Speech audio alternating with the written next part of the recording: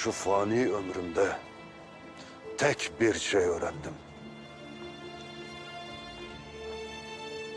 Sevdası vatan olanın imtihanı bitmezmiş.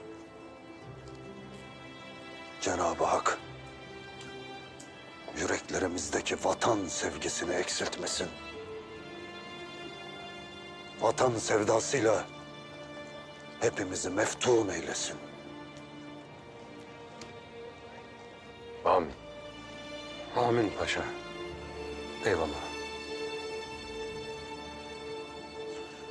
Şehzadem,